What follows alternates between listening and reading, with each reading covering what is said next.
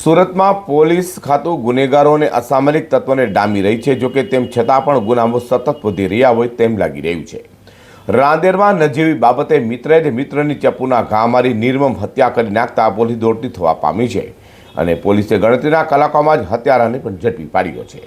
Surat police ગુનેગારોને ઉગતા ડામી દેવા માટે સતત પેટ્રોલિંગ અને કોમ્બિંગ કરી રહી છે। જોકે તેમ છતાં પણ સુરતમાં જાણે ગુનાઓ અટકવાનું નામ જ ન લેતા હોય તેમ લાગ્યું છે।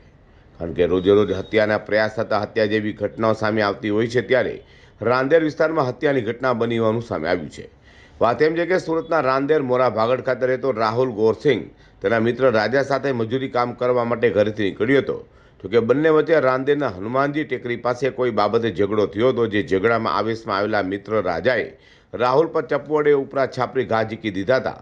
ત્યારબાદ રાહુલે લોહીલુહાણ હાલતમાં જ ઘટના સ્થળે દોડી રાજા ભાગી છૂટ્યો હતો। બનાવની જાણ થતાં જ પોલીસ કાફલો સ્થળે દોડી ગયો હતો અને 108 એમ્બ્યુલન્સમાં જાણ કરી હતી। જોકે 108ના કર્મચારીએ તપાસતા રાહુલને મૃત જાહેર કર્યો હતો। બીજી તરફ મિત્ર રાહુલની હત્યા કરી ભાગે છૂટેલા હત્યારા મિત્ર રાજાની પોલીસે તપાસ હાથ ધરી હતી અને ગણતરીના કલાકોમાં જ હત્યારા મિત્ર રાજાને રાંદેર પોલીસે ઝડપી પાડ્યો છે।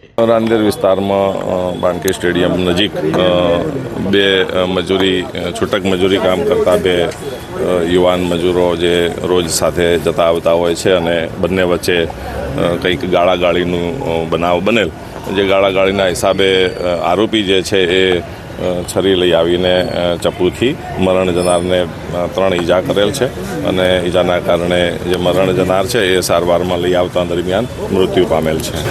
બસ ઉશ્કેરાટ અને ગાળો બોલવા બાબતે કોઈ એમને છરી મારી દીધી છે। કોને છરી મારી? કોઈ જોડે લડાઈ હશે, પાછળથી આવીને છરી મારી, મને નથી ખબર। શું તમારા કોણ થાય છે મારી ગયા? એ મારા હસબન્ડ છે। શું નામ છે તેમનું? વાઘેલા રાહુલભાઈ। કેટલી ઉંમર છે? 27। ત્યાં શું કરવા ગયા હતા તે?